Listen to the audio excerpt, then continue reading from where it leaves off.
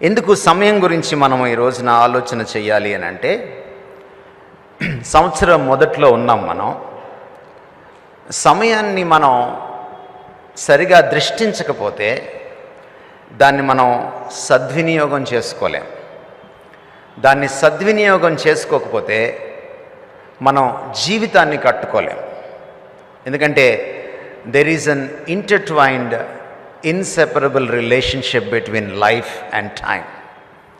సమయానికి జీవితానికి, కాలానికి జీవితానికి ఒక విడదీయరాని అవినాభావ సంబంధం ఉంటుంది.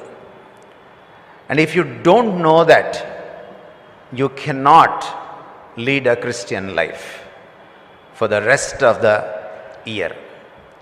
మనం 31st నైట్ చాలా భాషలు చేసుకుంటాం దేవుడి సన్నిధిలో. కొంతమంది వాగ్దానాలకు వస్తారు, కొంతమంది నిర్ణయాలు తీసుకోవడానికి వస్తారు. 90% ఆ నిర్ణయాల మీద నిలబడరు, అది వేరే విషయం. కానీ మనం నిర్ణయం తీసుకున్నప్పుడు ఒక మాట చెప్తాం దేవుడి దగ్గర, ఈ సంవత్సరం జాగ్రత్తగా బ్రతుకుతాను అని, ఈ సంవత్సరం ఇలా బ్రతుకుతాను అలా బ్రతుకుతాం అన్నామని మరి మనం ప్రమాణాలు చేస్తాం. ఒకవేళ మనం నిజంగానే ఇఫ్ వి మీన్ ఇట్, మనం నిజంగా దేవుడి కోసం మంచిగా బ్రతకాలని నిర్ణయం తీసుకొని ఉంటే, you need to know how to redeem time. ఎఫెసీ పత్రిక 5వ అధ్యాయము 15-16 వచనాల్లో ఉన్న మాట ఏమిటంటే, రెడీమ్ టైమ్.